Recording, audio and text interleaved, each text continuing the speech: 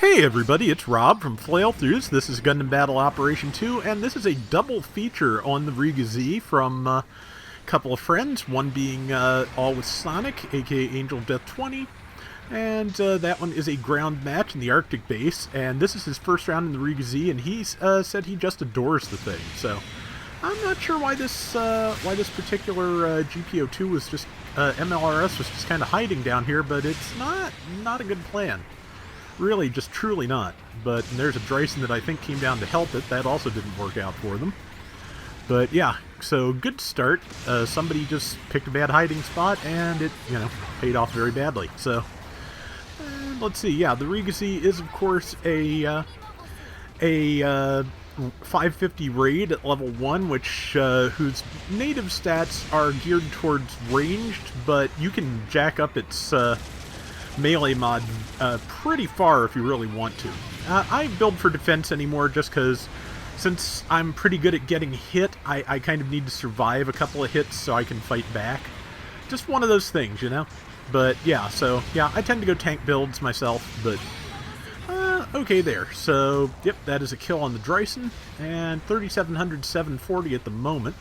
And there's the charge attack, which, one swing of which, well, it was angled exactly the right way to not see the damage indicator on the rocket, so no idea how much it did, but I'm going to assume a lot. Let's see. Sonic is taking point A. That's usually a good idea, because just getting the point near your base, if for no other reason other than it's harder for the enemy to get it, usually useful. Also, not being, it's not a huge distance from the spawn point to the base, but just not being completely pinned down is very useful on this map sometimes. So, and yeah, and Sonic's team seems to be doing a pretty good job of hanging together, and the enemy team is not. And that's pretty much a winning formula on the on this map. Hi, Spidey. And yeah, so it's just stick with your team as much as you can, because that is, if people get separated, it's really kind of hard to get any kind of momentum going. But I am speaking from experience because I just had some rounds on this map tonight, let me tell you. And here's the big swing, which unfortunately hit an ally, and unfortunately the GPO3 was ready to capitalize on that, like, immediately. But, let's see, that was, oops, yep, that's almost always what happens to me. I line up a shot on an enemy and then I get blindsided by something else. But luckily there's a good amount of Sonic's team in one place, so, and less of their team in one place, so they should probably be able to do something about it. Also, Sonic's awareness is just better than mine, so he was able to get out of the way of the J-gun before it could do anything to him after he knocked down the Dryson. So, going well. Going very well. He's with a good team, he's playing well. Can't ask for much more. And grenades out. Yeah, getting quite a few assists here too, yeah, because just doing a lot of damage. And see, beam rifle's reloading. As I mentioned, it's an E-Pack beam rifle with 8 shots, so yeah, it's got a really good beam rifle, and if that's the case, I'm kind of hoping new Gundams will have 10. But I just like not having to reload as frequently as often as possible. Not frequently, reloading infrequently is what I like. Brain, good going, Brain. Charge attack going. There is the MLRS. It's got its back to him, so that is Doom. That was one shot. I think somebody else had done a little bit of damage to it, but not much, and that was death. So, I'm pretty sure he built this for melee. But, yeah, so far so good. Avoided the support fire. And there's somebody over there with very low health. Number 1 is also on very low health, so this could get a little messy. Let's see, there's a tackle. 1 also tackled. Sonic got... Nope. 1, I think, got the kill, but the important thing is the kill was got. And good swing there. Good couple of swings. Killed the GPO3. And let's see. That is a pilot wandering around on foot, I think, trying to go after Sonic's ally, who looks to be ready to plant a bomb. Which, to be honest, is completely and totally unnecessary. Because, yeah, 10,000 to 2820 is just, yeah, no, you don't need a bomb at this point. Let's see. Okay, different setup than I do on my quick swaps. Got missiles on the top right I tend to go for, hip grenades rather. I tend to put those on the bottom right. Like, I kind of vary by suit. I don't have a thing where it's like, okay, Vulcans are always here. I probably should, because that, you know, would probably take up a lot less space in my aging brain, but yeah, just never did that, so, you know, I just kind of do it suit by whatever feels good, so, you know, as in many things, and especially ones involving memory and efficiency, don't be like me. So, okay, MLRS is coming up, and he caught it really hard, like all but a tiny shred of its HP in one combo. That charge attack is nasty. So, and good use of forced injectors. Forced injectors, really, like I've said before, they really suit my playstyle. I can do some good things with forced injectors, and the RGZ has enough boost that you can do quite a bit. Okay, they defused the bomb. You know, good on them, in all honesty. Looks like they're looking to plant one of their own. Sonic is out of legs, so I don't know how much longer he's going to survive.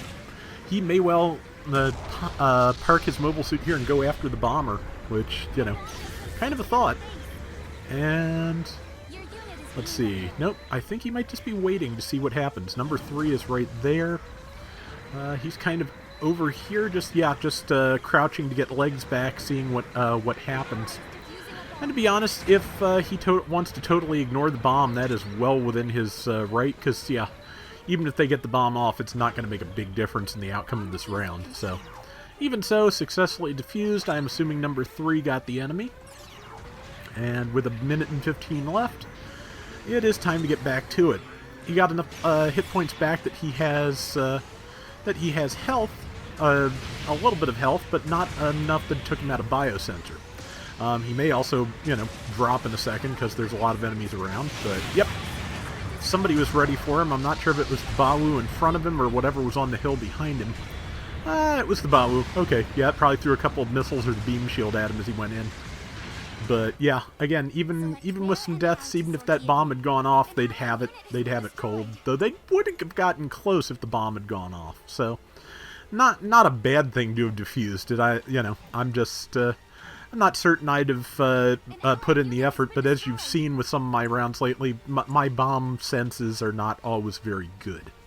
So, you know, they made the right move, and, you know, the enemy team is doing a pretty good job of fighting back here. You know, they're still 5,000 behind, but they got up to 5,000 behind from almost, like, 10,000 behind, I want to say. So, yeah, they have, you know, they have played pretty good catch-up. They just don't have enough time to get all the way there. So, you know, but points for trying, and, you know, Sonic in the meantime has had a really great round, so...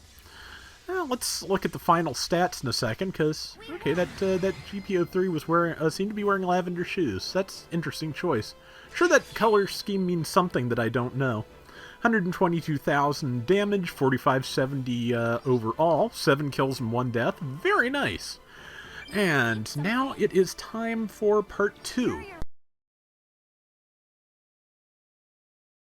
And for part 2, we have a space round by McLeod Gundam, who said he had a really great round, so he tends to do pretty well with raids himself, so it'd be interesting to see. I like being able to do double features like this. A lot of times I have people send me, you know, multiple rounds for the new mobile suit, and a lot of times it's hard to pick who I want to use, and when I get one ground and one space, that makes my life a lot easier, because, yeah, why not both? So, here we are with both. And, yeah.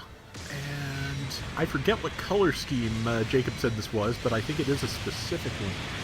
And, yeah, so... Oh, brain, please work.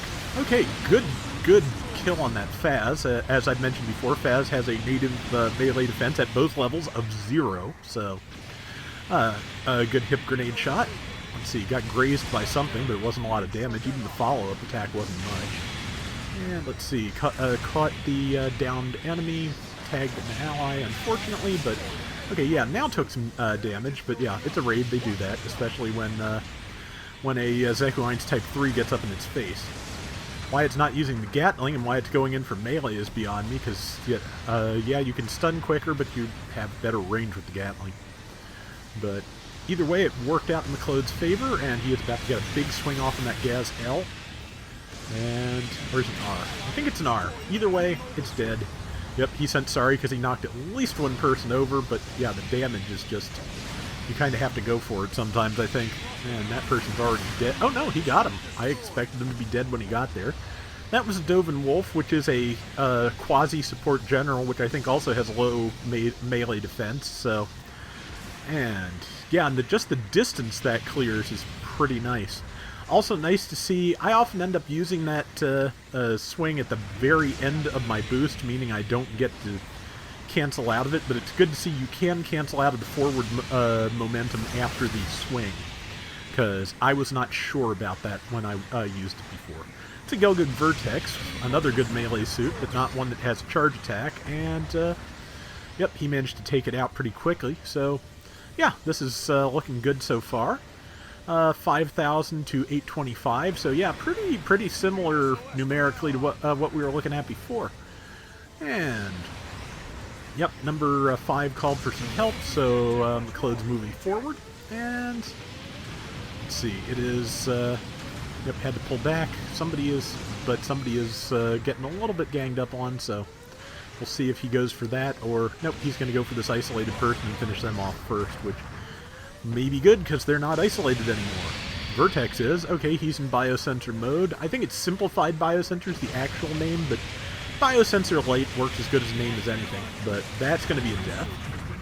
Enemy team's catching up a little bit, not a huge amount, but, well, a decent amount, but not, you know, they're not tied or anything. Oh, Brain. Brain is not always there, and it's hot. And it's late. And I have to take my dad to the endocrinologist in the morning, so yeah, just Brain not all here. Let's see, he's queuing up support me just in case, but I don't think the team's been doing badly. They're a little bit unfocused, but that happens a lot, especially on this map.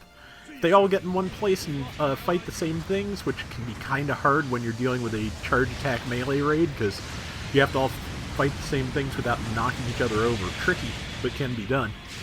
But yeah, got a good swing in on the Vertex, and man, I wish the G-frame of that weren't so expensive. It really has grown on me since since it got added to GBO2, and oh, the Faz is about to lose iframes and thus its life.